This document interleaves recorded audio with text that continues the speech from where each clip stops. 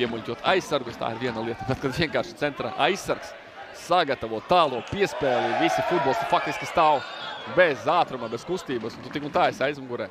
Es teiktu runāju par Džavadu, tas nav pārāk labs rādītājs. Ikaunieka izcila piespēle un dotie vārti. Darko Lemaičs pēc Jāņa Ikaunieka piespēles. Dargie draugi, es šo esmu jau redzējis.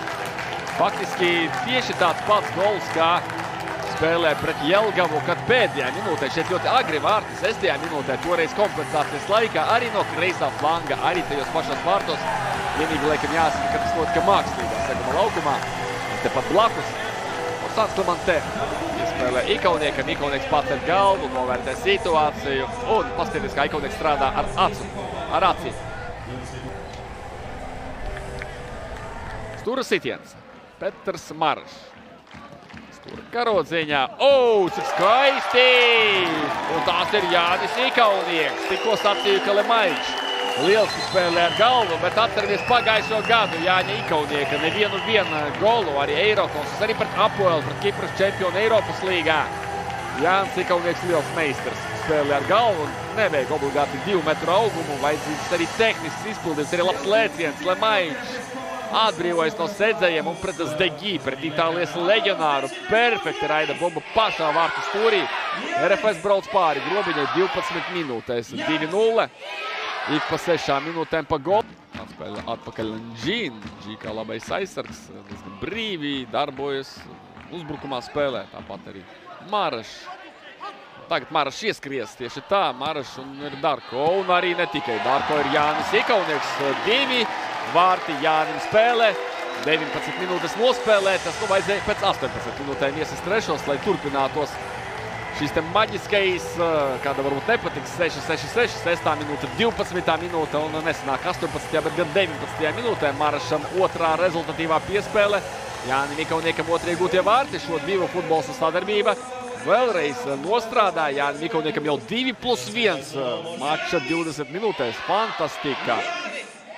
Starp kājām. Kāds palaidis garām šodien 31. maijs un jau rīt jūnijas sākas 2,5 nedēļas līdz lielajai izlozei. Ļoti būtiska lieta, būtisks jautājums. Nu, protams, ka Orsāns Klimantē soda laukumā gar vārtiem. Tas ir Elvis Stuglis. Kā tad viņš tur nonāca? Pozicionālā uzbrukumā. 33. minūte, 4 gūtie vārti RFS. RFS iet uz sezonas rekordu, grobiņa uz antirekordu. Elvisa Stuglis iesit bumbu nevis ar galvu, bet ar kāju. Nevis pēc stūrastiena, bet pozicionālā uzbrukumā. Nu ļoti iespējams, ka es jau tik ļoti atslābis esmu un spēli vēroju bez maz ar vienu acī, ka palika pēc iepriekšējā standarta vēl Elvisa soda laukumā. Tāds ir tas izskaidrojums. Šeit it kā tāda pamatīga, izmisīga cīņa, bet tik un tā Elvis ir pārāks. Atkal, starp citu, Orsāns Klimantē nostrādā vārtu radīšanā. Šoreiz viņam ir rezultatīvā piespēle, bet te var pastrīdēties. Lūk, šis atkārtojums man rada priekšstatu, ka bumbu ieraidies savos vārtos. Nomainīts ir Džavads. Vienīgais izvirzītais uzbrucējs, tagad arī Devids Dobracovs ir aizgājis augstāk, bet tikmēr kombinē RFS. Jānis Ikaunieks parāda maģiju un 5-0 47. minūtē. Dmitrijs Zelenkovs. Šāda rezultāta virslīgā šogad nav bijis. Vēl nereizi neviena komanda nav grāvusi ar 5 vārtiem, bet ir sajūta, ka RFS pat pie šī neapstāsies. Es ļoti ceru, ka redzēsim Jāņa Ikaunieka izpildi. Paskatieties, Ikaunieks. Wow! Jānis Ikaunieks 2+2 šajā spēlē. Kādu piespēli izpildīja Jānis Ikaunieks. Tā ir tiešām maģija, tā ir augstākā. Vai būs 6 pirmo reizi? Kompensācijas laiks 1 minūte.